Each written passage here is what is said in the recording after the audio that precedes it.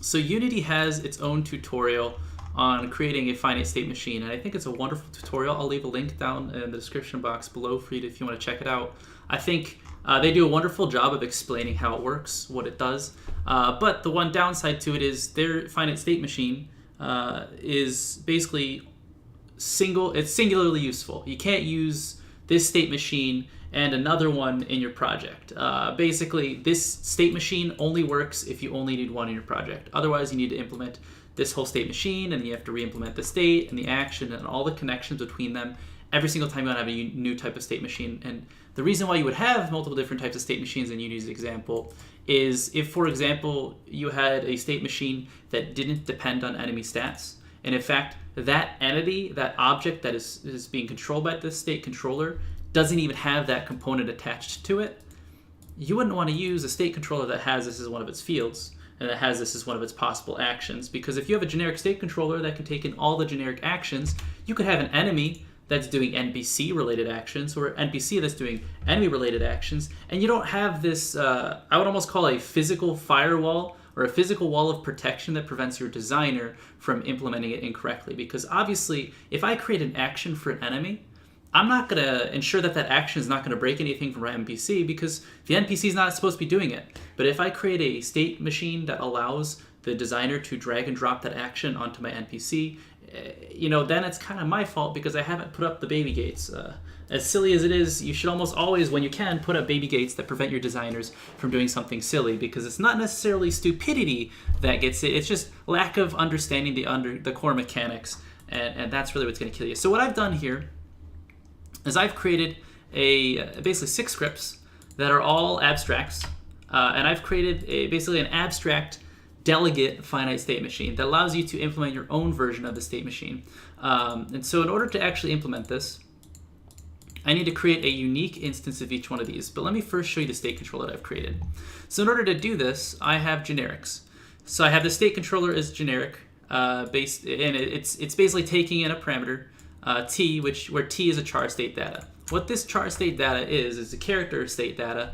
It's a model behavior. So I attach this to my entity or my game object, and then anything that's unique to that type of character. So say, for example, I want to create an enemy state machine, enemy state data. I just do this. I inherit from, I gotta make sure this is actually a class. I derive from char state data. And I can say I have a rigid body, RB2D. And I can say I have character health, CH, and all this sort of stuff. And I can make these public and non-serialized and all that stuff. But what this allows me to do is I've kind of abstracted away. The way that Unity's tutorial here has it working is that the state controller has these directly built into it. When I do it like this, I abstract away those components into a separate state data class that now I no longer have that direct dependency on the state controller. And if Unity exposed these generics in the inspector, it would be end of story. Once I do that, I can implement as many different state controllers and as many different actions, and I wouldn't have to do anything else. However, unfortunately, Unity doesn't expose classes that implement a generic. You can expose the generic itself, but if it's like, for example, my state, notice here this is also a generic. If I were to go back to my state controller, if this were just a regular, like for example, public state t current state, if I were to put this on an entity or a game object in Unity, this would not be visible in the inspector, even though it's a public variable. And even though once I've actually implemented this, I create like a public class enemy state controller of type char state data. Even though this is actually a properly implemented class, unfortunately, even though this technically becomes state of char state data, Unity doesn't serialize it and doesn't expose that the way you would like it. So we do a couple things to get around this. You'll notice here I've actually, instead of having the individual fields, I create get current state, set current state, and get remain state. I create actually 3 different methods that need to be overridden or need to be implemented whenever you inherit from state controller. What this does is it allows me to get around the need to have the reference directly in the state controller. I can have the reference in my implementation. Then I can guarantee that I can expose it in the inspector. We'll get to that in a second. But basically what I've done here is I've kind of finagled my way around this. And let's just get into it. This is too much shenanigans. So in order for me to actually functionally make my own state controller, I need to do 6 things. I need to basically implement one unique version of each of these for my enemy. So if I create an enemy state controller here, you notice I've created this folder, enemy state controller. I create a script, I'm gonna call this enemy state data. And in here, I'm going to, first I'm gonna say using Eric overflow dot finite state machine. That's the state machine namespace that I've got here. I'm gonna create a public class enemy state data. It's gonna derive from char state data. And what this is going to contain is references to its rigid body 2D, its, and let's just say character health for now. Might as well just spell it out. And then additionally inside of here, I'm going to have a public awake, it doesn't need to be public, just awake, rb2d equals get component, rigid body 2D. And then, oh gosh. And then character health equals get component of character health. And so what we're doing here is we're just saying, hey, here's an object or a component that I can attach to a character. And what this allows me to do is I can actually build a state controller based off of the state data and have that function directly. So now I've got my apple's bad guy. This apple bad guy, I hope, there we go. So this apple bad guy has his own stuff attached to it. Some of it may or may not work, some of it we'll see. But what I'm basically going to do is I'm just going to take this enemy state data, I'm going to attach it.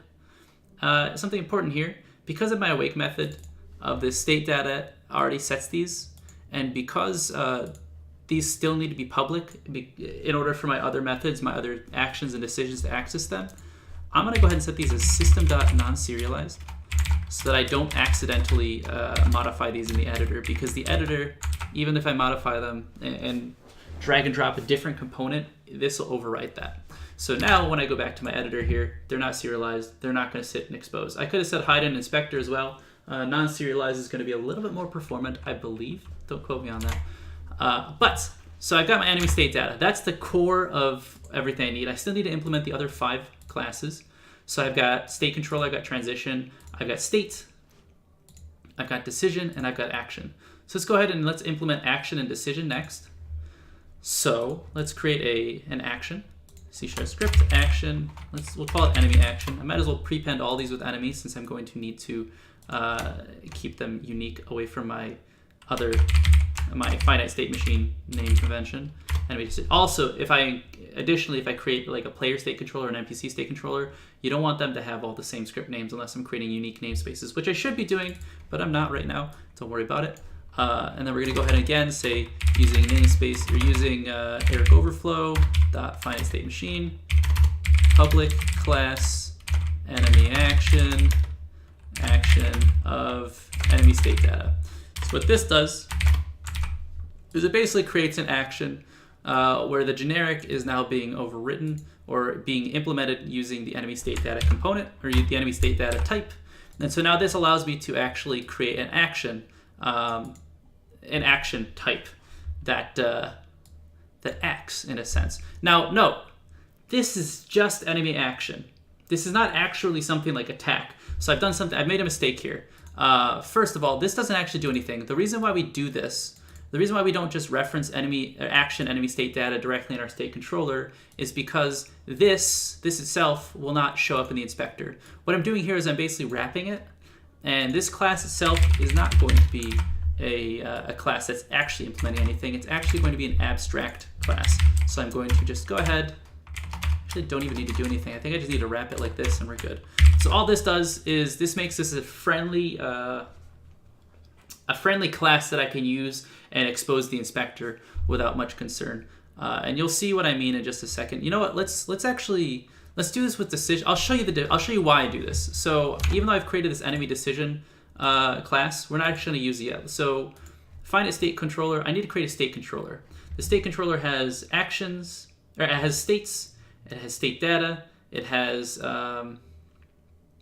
it just has states and state data. So let's go ahead and let's create first a state implementation. So create C# enemy state. And so what this is what's the current state of the enemy.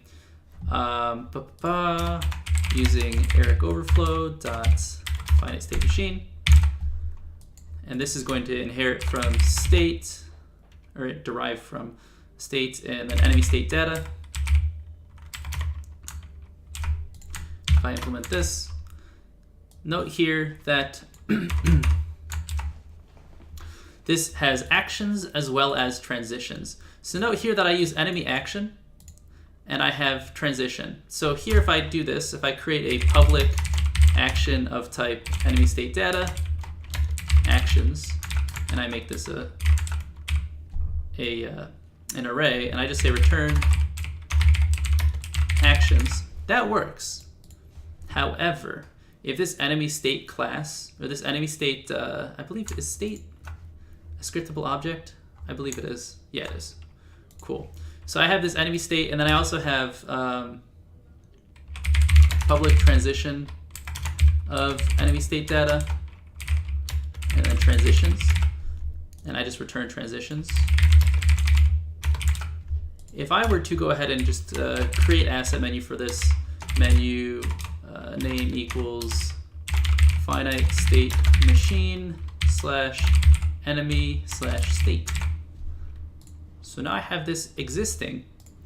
If I go into my project and I create a new finite state machine enemy state, new, let's call this default state. Notice here how when I actually look at it, there's no fields within my inspector. So if I look back at my method here, or my class here, I do have a public field here, enemy state, and I have a public field here, transition. However, because it's a generic implementation, it doesn't expose itself. However, because I've wrapped the enemy action like this, now if I do this, this should show up in inspector. Ta-da! So now I can actually have actions in here. So that's all we're doing here with this whole simple wrapping. All that does is basically tells Unity, this is a direct serialized implementation. You can expose this to the inspector safely. Technically, if the world was a perfect world, you would have the actual the generic implementation exposed, but that is a feat of computing that I think is beyond our pay grade and beyond something that's reasonable to expect or request. So we're not going to worry about it. We have ways to work around it. But again, that's why we wrap this. That's why we don't just implement the action enemy state data. That's why we actually wrap it as its own abstract class. And now let's get into, I don't think I've done decision yet. No, I haven't. And then again, using Eric overflow dot finite state machine. This is going to be a decision of enemy state data, and that's it, because we don't need to actually implement it. This is going to be abstract. Okay, and then I think transition is one more that I need to do. Transition is a fun one though, because it's not actually a scriptable object or a mono behavior. Technically, I don't need to create its own script for it, but we're going to anyways. So enemy transition.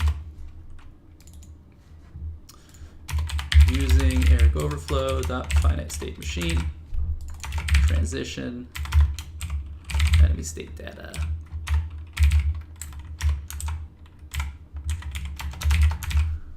I don't think, do I need to put anything? I think I do actually need to implement this.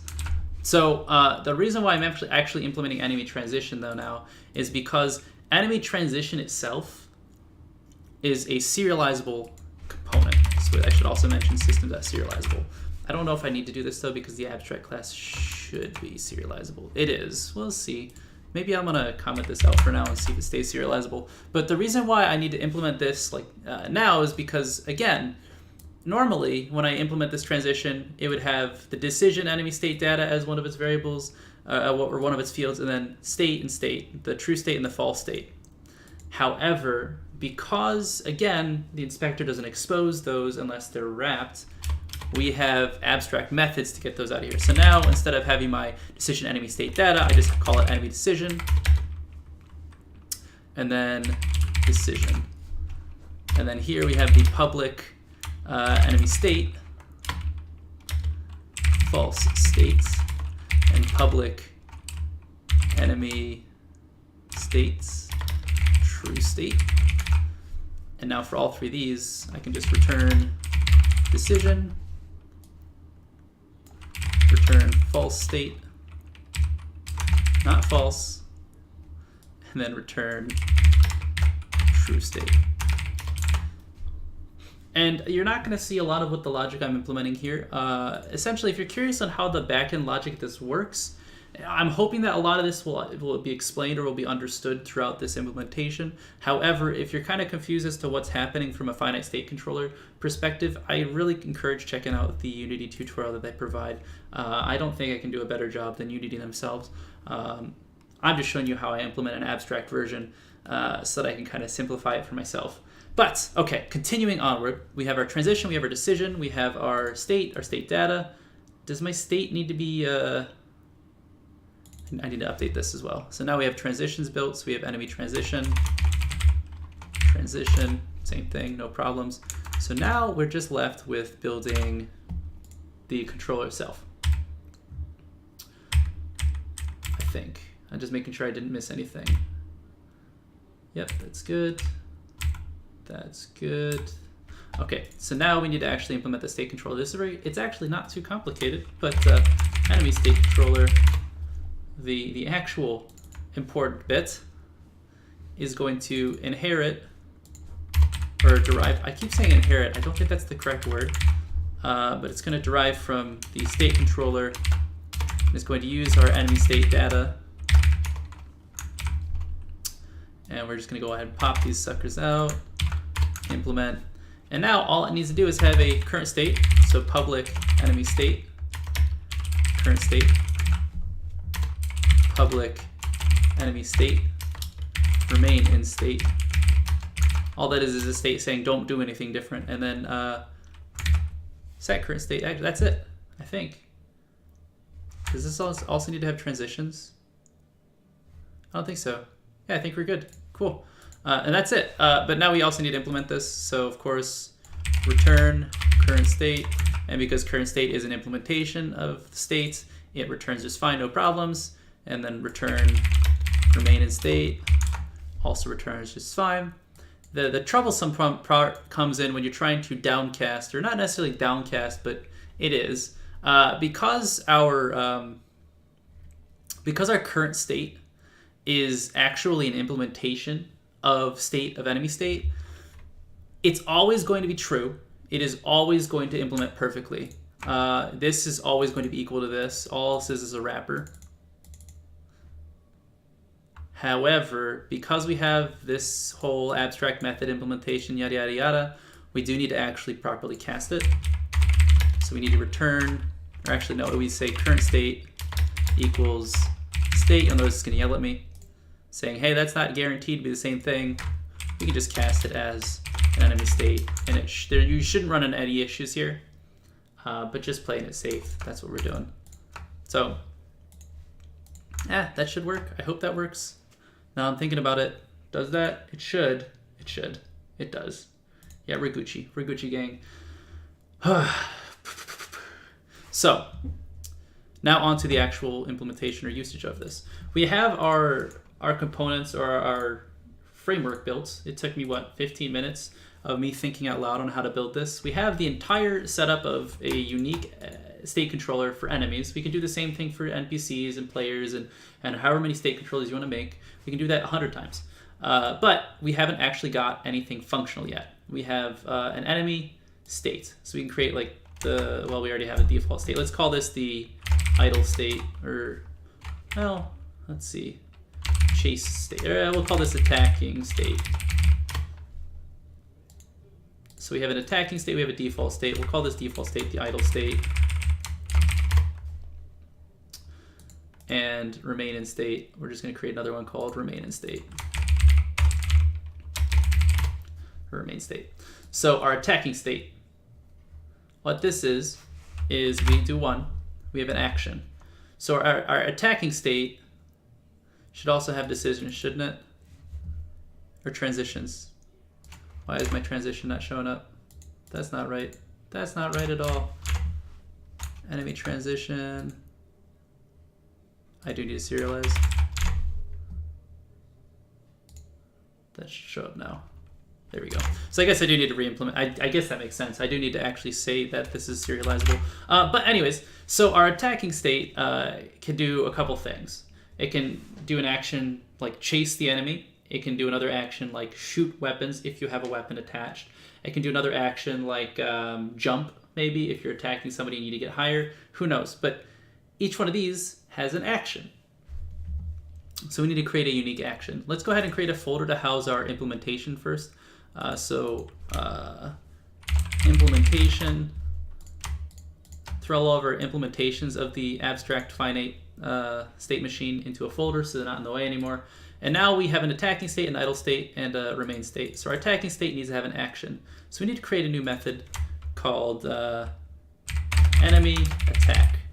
Or let's say enemy chase, because right now we're just going to have our enemy chase the player. You know, right now the apple, basically if my player touches the apple, I don't know if this will work or not. It should. I hope. I pray. If the player touches the apple, you notice she takes some damage. Her health goes down to 16 out of 20, and then she touches him again, 12 out of 20. So the way that the apple attacks her is really just by running at her. And so the enemy chase, all it's going to do is make the enemy chase our player. But what this needs is an implementation. So if we call this enemy action, it'll ask us to implement. And all this is going to do is say, hey, do some action based on the enemy data. Well, our data has a rigid body, and our data also has a character health. Now, here's where the key part comes in.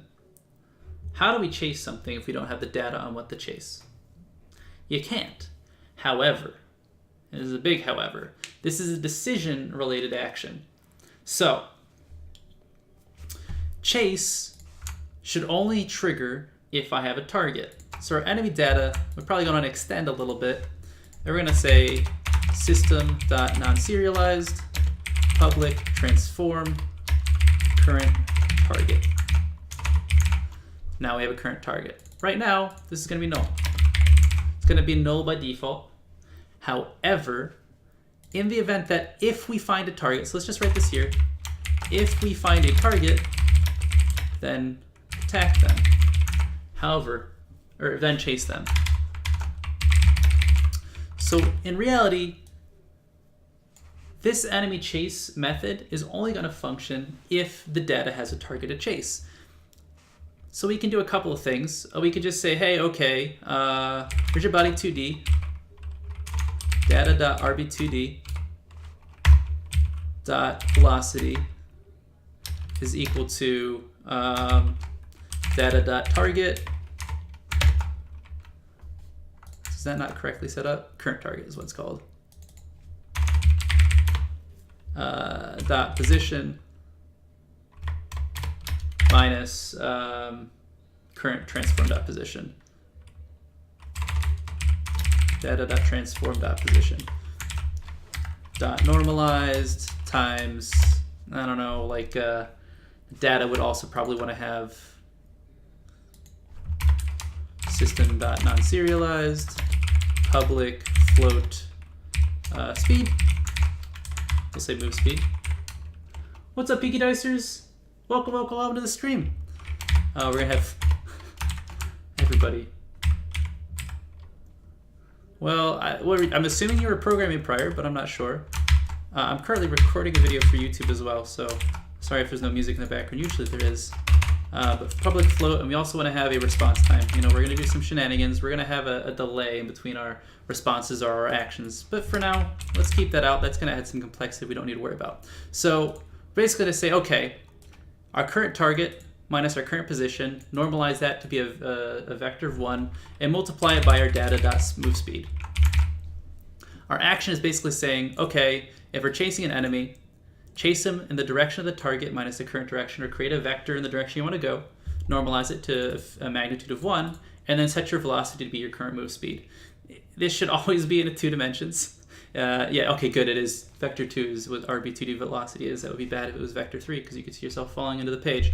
So all this action does is it says, hey, chase the enemy with the target. Or chase the target. So we can go ahead and create this enemy chase action now. I should probably create folders for this, actually. actions. Let's go in here. Let's create. I don't have that exposed as a asset menu, so create asset menu. Menu item equals finite state machine slash actions slash chase. That should be enemies slash actions, right? Is that what I did for the, we'll see. Well, and finite state machine, enemy, actions, cool. So you can create a chase action. Now this doesn't actually have anything inside of it. All this acts as is a tool for our designer to utilize. So if I'm inside of my attacking state, I can lock it here and say, okay, if I'm in my attacking state, that means I want to be chasing the target. That's it. Transitions, how do I transition out of the attacking state? Well, a couple transitions we can have here. Do I decide, is there still an enemy? We check to see if there's an enemy still available. If not, we go back. So now we need to create a decision. So let's create a folder for our decisions. Let's move this up into the actions folder. And then I might as well create a states folder, so this is kind of uniquely organized. Otherwise, states. So we have a decision to make. Ha, it sounds so peculiar to say. And then let's see, scan for targets. So what this decision is basically saying, hey, is there a target in range? If there's a target in range, set that as a current target, and then move forward. So here, this is going to be using ericoverflow.finite state machine. It's going to be decision, enemy decision. We're going to have to implement it. Get rid of these shenanigans. Okay, so now here's where it gets a little bit tricky. This decision should be checking or scanning the area for enemies. Currently, my apple target, or my apple enemy, this is probably gonna yell at me because I don't have a semicolon here, but our apple target, if I unlock this, has a collider on him that is essentially 5 units wide, and that's a trigger. So that collider is what's allowing me to check for enemies nearby. My enemy state data doesn't have that collider yet. You know what we should probably do? Public collider 2D. What is this, a trigger collider? That is literally what it is. And so we're just gonna go ahead and we'll call this a scanning collider. How about that? That makes more sense. It scans for enemies. If anybody enters that collider, we should start chasing them.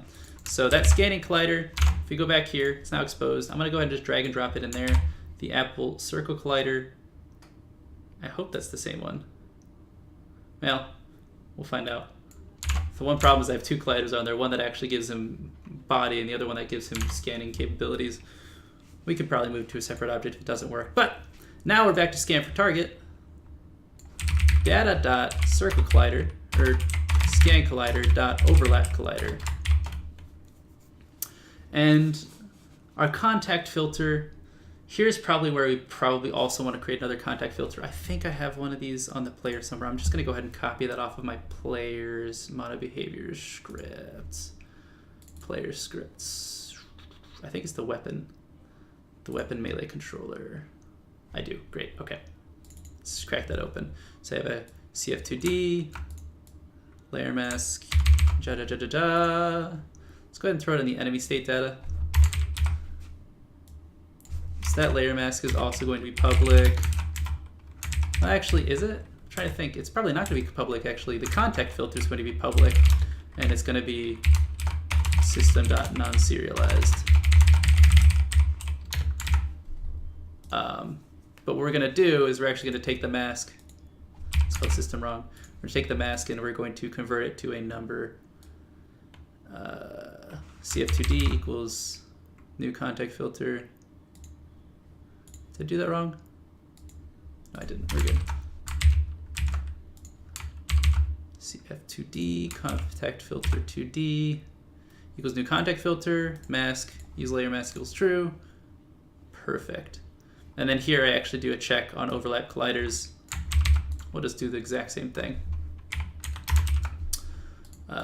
Data.scanning collider.overlap colliders, data.cf2d. And here we actually don't need to have a, well, Might as well go in there. In reality, there should only really be one target that this guy's chasing. So I could just... I gotta think about this for a second. Yeah, we'll just do it. We'll just do one collider. Weapon collider. Do. System.non-serialized. Wait a minute, no, that's not it. Collider 2D. Oh. I'm really struggling here. Public target colliders. And in reality, we're just going to set target colliders equals to new collider 2D of 1, since we're only supposed to be targeting one player at a time. Now when we scan for target, we can do data.target colliders. We can direct our overlap directly into it. If target colliders, if data.target colliders dot length, well, let's see. I think dot length is greater than 0. Return true. Return false. Does this return a bool? It returns the integer. So actually it's if that's greater than 1, greater than 0. Return true. Because I don't really care. I don't want to look at the colliders. I just want to know, did I overlap with anything? So now, basically, if my scanning collider, the circle around my enemy, finds a character that matches my contact filter, put it on the data's target colliders, and call it square. And in reality, it's actually not entirely true that well, yeah, let's see. Actually, we don't even need to do this. We can do this. Collider 2D colliders equals new collider 2D 1. Just do this. Data.target current target equals colliders at 0.transform. Return true. That should exist. Might as well do this though, just to play it safe. No, actually, you know what? We shouldn't do that, so it actually gives us the error. Basically, we're saying, hey, we can only collide with one object at a time. If we collide into an object, this will say, hey, we found an object greater than 0. That's the count. We found at least one object that we can collide with. Set the current target and return false. So if you go back to this data, I actually don't need the target colliders on it. I still need the layer mask and the CF2D, but I don't need the target colliders. So now if we go back to our game here, we go to our apple, who is the bad guy here, because apples keep the doctors away. Our mask is looking for players. So if our character is Alice, she's on the player layer. Our mask is looking for players that collide with me. Now, on this scan for target, let's just, for debug purposes, right, found Alice. So as a part of our finite state machine, our enemy implementation, our decisions, scan for target. If we create a finite state machine, we don't have this exposed as a create asset menu, menu item equals finite state machine dot enemy slash decision slash scan for target. Now we can go ahead and create a scan for target decision. It hasn't compiled yet, has it? No, it hasn't. There we go. Oh, I put a space in there. That's fun that it creates two separate menu items. Enemy decisions, scan for target. So scan for target. Again, there's nothing really to configure here. It's just something to drag and drop on it. So our current state is the attacking state, or actually, I guess if our main state, our idle state, we lock that in. We have no actions. We just kind of have a transition. Our decision here is going to be we're going to check for targets. If the false state is the case, we're going to remain in state. If the case is true, we're going to go to the attacking state. And now we go to our attacking state. If the attacking state is true, or if we're in the attacking state, we're going to chase. We're going to do a decision. We're going to scan for target. If scan for target returns false, we are going to return to the remain state. Or we're going to return to the idle state.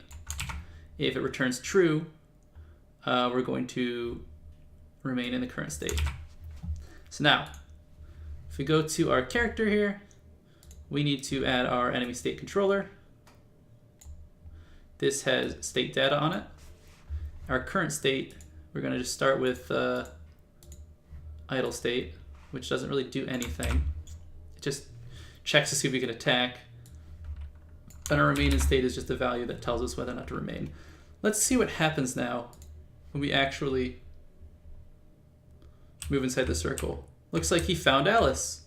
Now, of course, he's not doing anything, but it's telling me, hey, I found Alice, which is a pleasant thing in and of itself. So, okay. Now, why is chase state not doing anything? That's the question of the day. Chase state. Let's go ahead and pull that debug out, and let's go to our state that no, it's the action. It's the chase action that we want to see.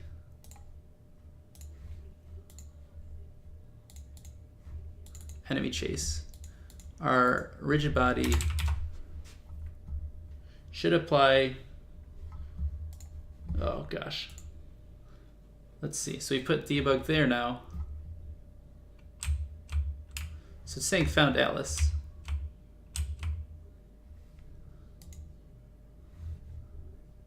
So why is his movement speed? Ah, of course. Because he doesn't have a movement speed. So notice here on this data, if I go in and I look at my Apple and I look at, this is not serialized. Let's just go ahead and let's serialize it for now so we can see it. It's 0. However, I set this to like, say like 3. Let's make it 2, because I think Alice moves at the speed of 3. Well, we'll make it 3. I think Alice moves at the speed of 4. 3 units per second.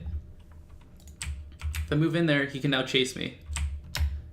And he's going to chase me up in all directions. That's probably not correct. He shouldn't be chasing me upwards. He should only be chasing me horizontally. So let's correct that. And then I think we should be good. That should be enough to explain. Let's see. .x.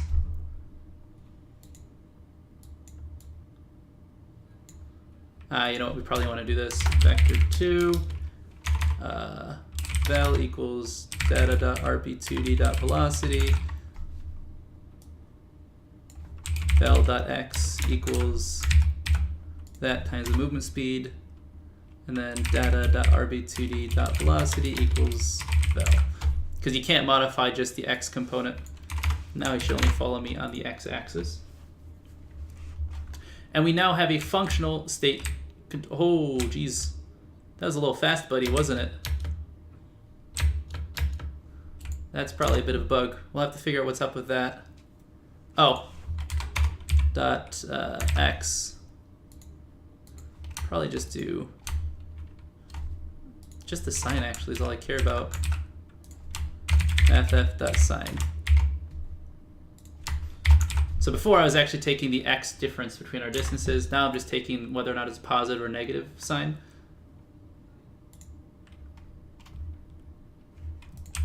And now he should move at a more reasonable speed. Can bounce off his head. And try to run away from him. We'll see how fast we can get away though. Try to stab him to death. And he got away. So as soon as I leave that circle, notice how I'm not a target his. I enter the target. He can attack me again. I'll leave the circle, he can't attack me anymore. That's kind of the state machine acting as constantly checking to see whether or not it can keep attacking, what its current state is. But the benefit here is I've only got one state. If my Apple, during the attacking state, I wanted to have I want him to throw objects from himself. I want him to glow. I want to set his animation track to be one or the other. I want to scan or check other. There's so many things I can do with this now because this is not a singular state. This isn't an enum. This can be 15 long. Now, of course, if I extend this too far, this could obviously impact performance. But something that's key to note here is right now my state machine is built off of the state controller that I've built here, and it's running on the update loop. Something that's important to note is all of these entities are going to be running on the update loop, and it's kind of concerning to me that all of them are going to spin up their own loop. If I, for example, were going to set 1,000 enemies on the map, and all of them are going to run their own update, this could probably bog down some mid-level machines even, maybe even some higher-level machines. Now, this is probably a case where you want to end up using entity component system anyways, but something that I could potentially do is create a state controller that manages my enemies. It's not necessarily a state controller at each individual enemy, but a state controller above them that does analysis and decision making from the 1,000-point view or the 1,000-foot view. It wouldn't be as optimal, but this is how a state controller implementation would work. This is how you can use this library or this package that I built if you'd like to. Hopefully it's helpful. I'm going to probably clean it up a little bit. Like, for example, these generics you don't really need. And then I'm going to go ahead and just link to a GitHub project that you can download yourself. You can copy and paste the code directly into yours if you like. I'll give you a Unity package as well if you want to use that. Obviously, this is only going to work with Unity because it utilizes scriptable objects. But if you could figure some way to make it work without Unity, that'd be kind of cool. But hopefully that was helpful. I hope I kept this under an hour. I don't know. Oh, looks like I did. Cool. So let me know if you have any questions. In all honesty, this really probably isn't that critical a thing. For most cases, using Unity's scriptable object delegate finite state machine would be just fine. You can use a stateless state machine. There's a million different solutions for a state machine that you can implement, but I really like the way that you can drag and drop components here in the Unity editor, and you can give some control to your designer. So hopefully this helps you, especially if you're creating multiple different state machines, one for your enemies, one for your NPCs, one for your main character, one for the random birds flying through the sky. Who knows? You could have one that tracks whether or not your volcano can erupt in your games. Yeah, of course, don't overdo it. Don't use more complex solutions for simple ones. Of course, once you see that how a state machine works, you're gonna treat everything like a nail because you have a hammer. Gotta be careful. That's one of the problems I ran into when I first saw the scriptable object, the scriptable objects that Unity provided. You'll even notice in some of the history of this project I'm working on, I used the scriptable object event system that Unity suggests, and I used events everywhere. This is unrelated to this video, but it's the end of the video. There's nothing more. If you don't want to know about it, there's nothing else related to the state machine, so have at it, be yourself. But if you want to stick around, you can. I used game events and game event listeners everywhere in this project because I'd seen the way that it works and the way that a designer could drag and drop components in the Unity editor, and it made my life so cool and so amusing, except for a week later when I went back into it and I went, there's no reflection. I have no idea what's dependent on these 12 listeners. I have no idea, and so I had to scale it back, and I took a step back and went, hey, this is a really cool tool, but it kind of requires some mental fortitude to keep track of the whole project. Maybe consider if something is directly dependent on another thing, use subscribable events, use actual events rather than a game event listener, because it kind of maintains that dependency. Anyways, that's going to be it for today. I'm going to take a break, maybe go to sleep, but I'm going to post this video on YouTube. If you're interested, you can watch it. At this point, I should probably stop recording the video for YouTube. See you guys later.